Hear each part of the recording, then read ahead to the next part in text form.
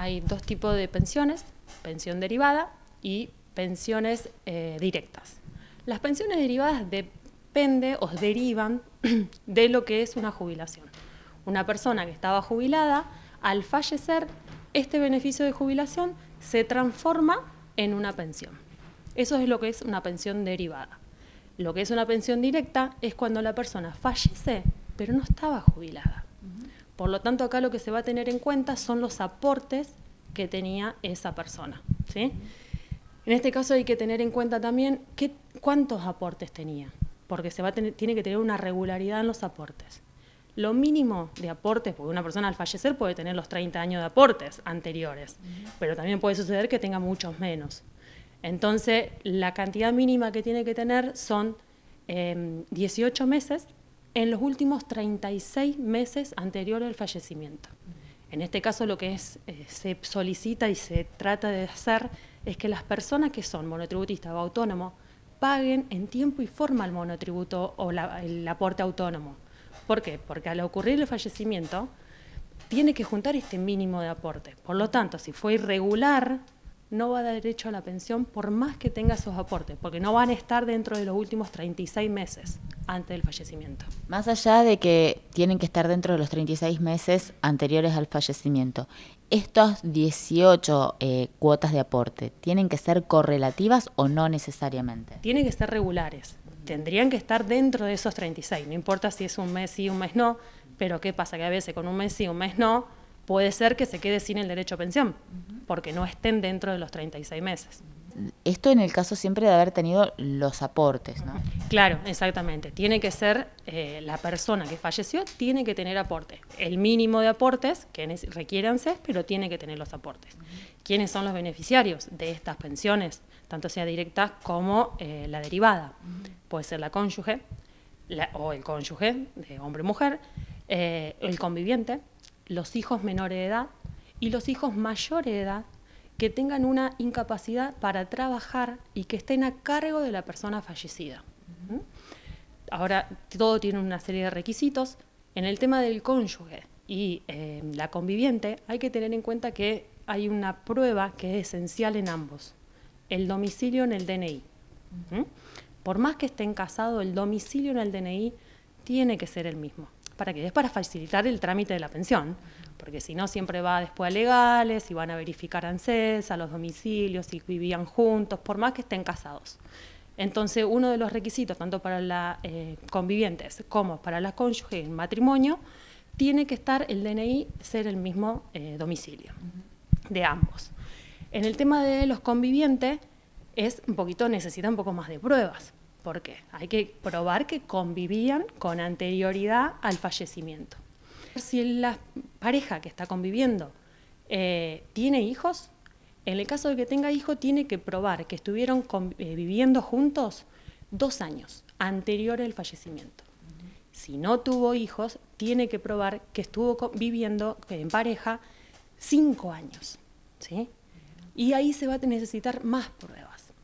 Se va a necesitar ya sea el DNI, que ambos tengan el domicilio, las partidas de los hijos, todo lo que sea impuestos de ambos que coincidan con el mismo domicilio, porque hay que recordar que tenemos que probar que convivían juntos, que vivían juntos. Entonces hay que probar impuestos de ambos que coincidan en el mismo domicilio, alguna factura por ejemplo, de un teléfono, de algún servicio en especial.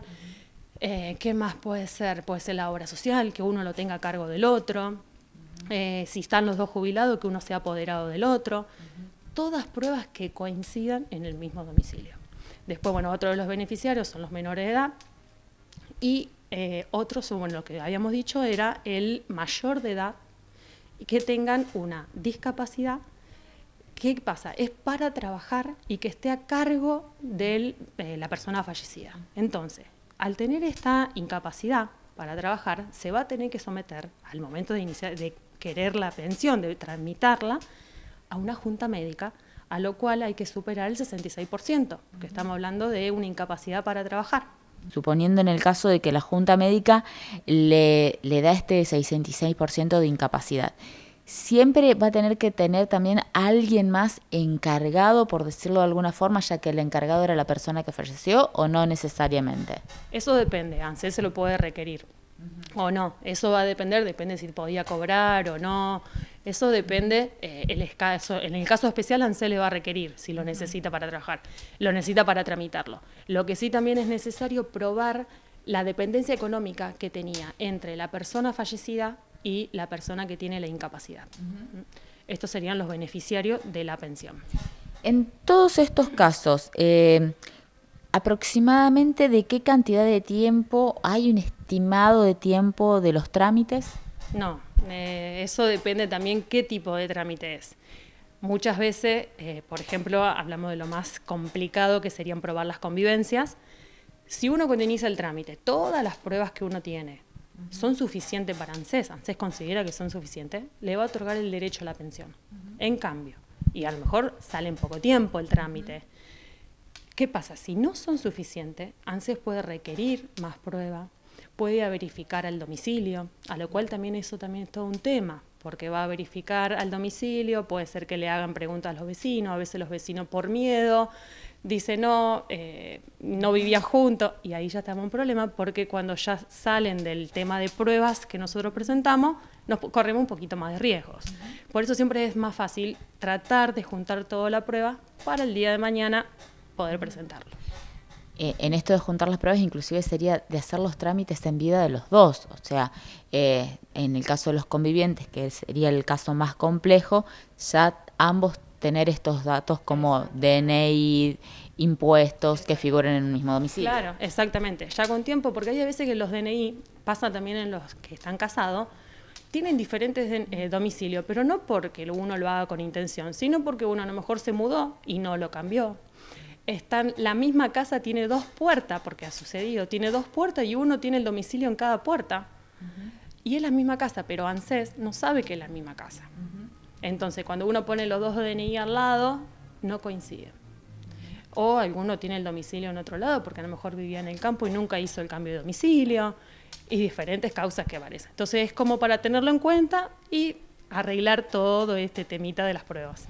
¿De cuánto estamos hablando cuando hablamos de la pensión? ¿Hay un mínimo establecido de lo que le corresponde cobrar? En el tema del haber. El tema del haber se liquida en la pensión el 70% de lo que el haber jubilatorio, que le hubiera correspondido a la persona fallecida. Siempre si esta persona, por ejemplo, ya estaba jubilada, se liquida la pensión, sería el 70% de ese haber. A lo mejor la jubilación era la mínima. Entonces, en este caso estaríamos hablando de 8.600 aproximadamente. Entonces, al ponerse como el haber el 70%, no estaría cobrando la mínima. Actualmente, hoy, hay una ley que a todas las personas jubiladas y pensionadas se le asegura el haber mínimo.